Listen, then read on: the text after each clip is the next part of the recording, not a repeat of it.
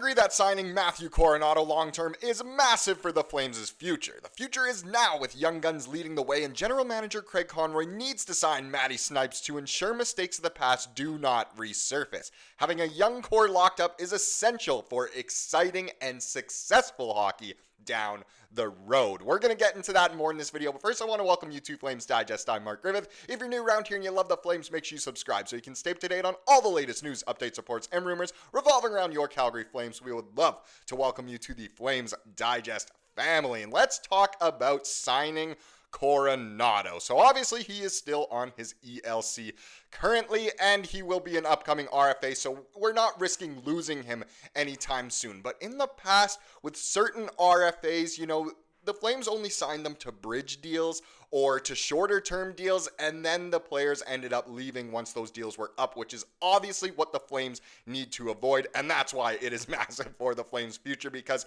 they have a good core of young players right now, both young players already at the NHL level, and of course ones at, the junior level and prospects down in the AHL as well, and Matthew Coronato is one of the leaders of that group, so they need him. Now let's take a look at an article here. It comes from the Win column. It is written by Alex Russo, so credit to him for this one. He writes, the Calgary Flames should extend Matt Coronato to an 8-year extension this summer. So not just a bridge deal here, a full-on 8-year extension. Let's dive in. So Coronato's breakout this season. There has been plenty of hype around Coronato since the Flames drafted him in 2021. He was a star at every level he played at, from his time in the USHL to the NCAA and his rookie season in the AHL. Coronato has done nothing but produce at a high level that has given all of us reason to believe that he could do it at the NHL level. Well, he is not quite a star yet, but there is the potential for Coronato to get there one day.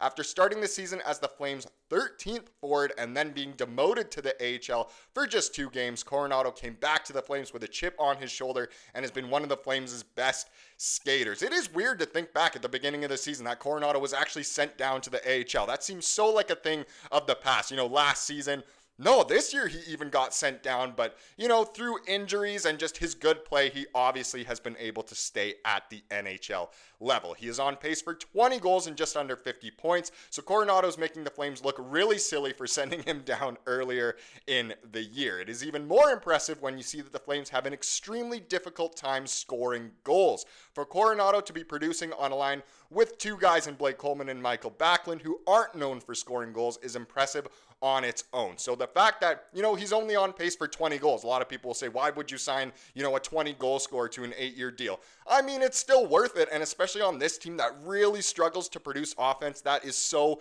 valuable. Imagine how he'll be if he, can really gel with other young guys for the future. Maybe he'll be a 50-goal scorer one day.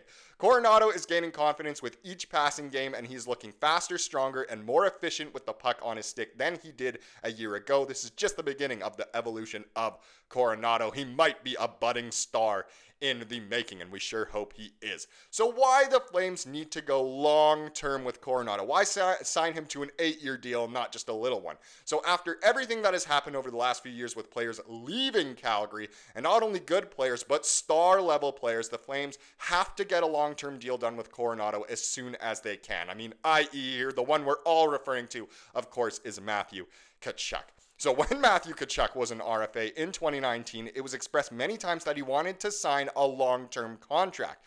When the bridge deal was eventually signed, Tkachuk publicly said that he wanted a long-term deal until they knew they couldn't make the cap space work. Well, 3 years later, Tkachuk was an RFA and was just 1 year away from UFA, and he forced his way off the team. If the Flames handled Tkachuk correctly back in 2019, he is still a Flame to this day. The Flames cannot let this happen with Coronato this time around. The Matthew Tkachuk, everything that happened behind the scenes was honestly a disaster in hindsight. It's one of the many reasons why we're so happy that Boston Pizza Brad is long gone away from Cowtown.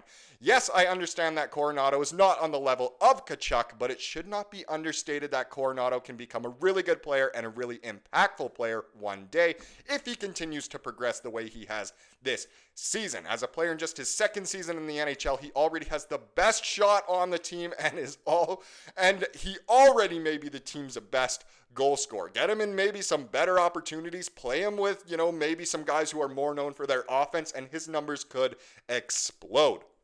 Those traits will only continue to get better as the years go on. He has the potential to be a good top-line player down the line.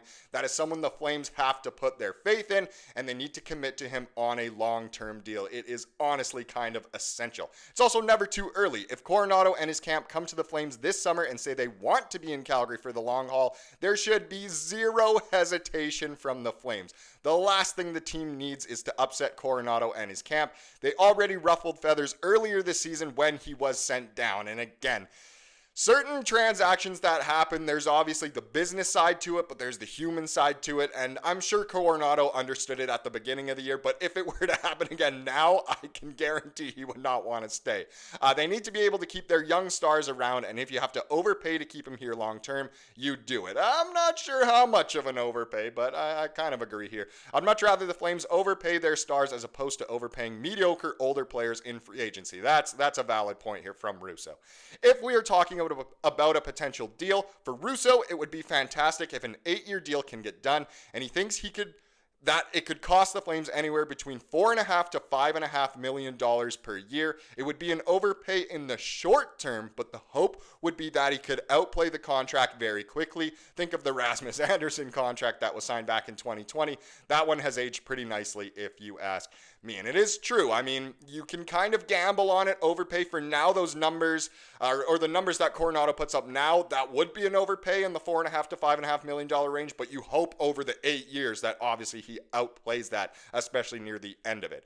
If you're talking, this is exactly what I just read. So that's kind of what we're looking at here for Coronato. I think it would be very important for the Flames to try and sign him to a longer deal. Definitely want to avoid another Tkachuk situation, but of course we need to know that Coronato does want to be here for the long haul. I don't see why he wouldn't be. I think the Flames have made it pretty clear that they are willing to commit to him and would definitely make him, more of a top line, top power play kind of guy for sure in the future. But of course, we'll just have to see. Either way, I think most people would like to see Coronato signed to a long-term deal, as long as it's not a huge overpay, of course.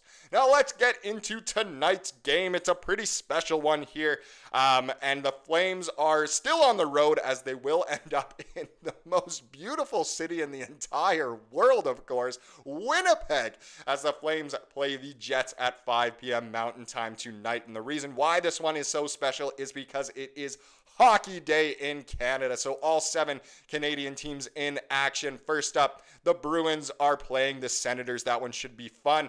And then the Flames and Jets play at the same time as the long-historied rivalry of the Leafs and Habs. Both of those go at 5 p.m. Mountain Time. And then our 2 biggest rivals play tonight. The Oilers play the Canucks. It should be fun. I'm glad that Sportsnet, for their graphic here, of course, who did they put at the front? Well, the main man himself, Rasmus Andersson. Way better than all the other players there on that graphic. We absolutely love a bit of Raz. Should be a fun one tonight. Hellebuck having a ridiculous season once again. Looks like he will be playing. Looks like the Flames might actually be going back to Wolf again tonight, which is interesting as well.